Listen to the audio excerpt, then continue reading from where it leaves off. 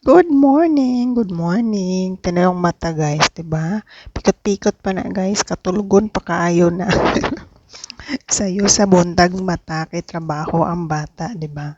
Natay trabaho guys, so kinahanglan mo mata og sayo bisan pagkatulugon na kaayo. So, i-try na to ni atong champurado guys. Champurado na palit na ko sa Filipino store sa Big King. First time na akong nakakita na instant champurado guys. So atong gipalit o i-try na to karon mo na iyang sulod.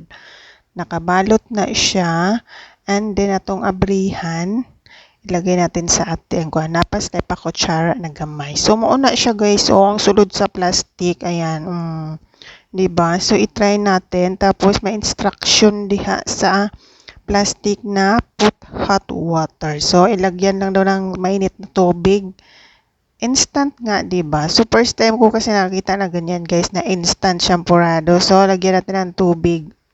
Huwag lang natin masyadong punuin kasi baka dadami pa yung parang bigas niya diyan or malagkit. Malagkit yan daw guys. Paano kaya nila ginawa yan? Na nagawang instant.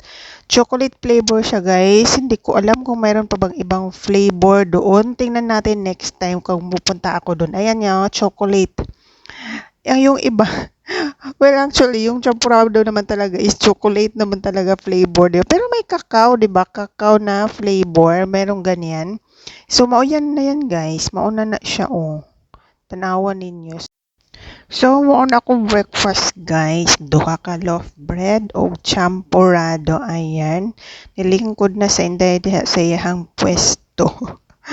Try natin ang champurado. Pero alam mo guys, masarap siya. Talagang champurado siya. Kaya lang bitin or napadami yung tubig ko niyan. Dapat half lang para sobrang malapot-lapot konti. And then, ganyan ba kayo guys? Sorry sa mga hindi masyadong nakarelate pero ganyan ako. Sinasawsaw ko yung loaf bread dyan sa champurado. Kasi usually guys, nagkakape ako. Pero may champurado na kasi ako.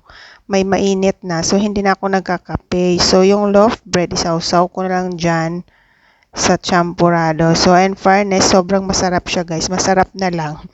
Pero masarap talaga siya. Totoo guys, masarap. So, i-try nyo yung mga nandito sa Taiwan, instant champurado. Hindi ko alam kung saan yan nakikita. Hindi ko alam kung saan nabibili yan dyan sa Pinas. Nasa mga grocery store naman siguro na siya.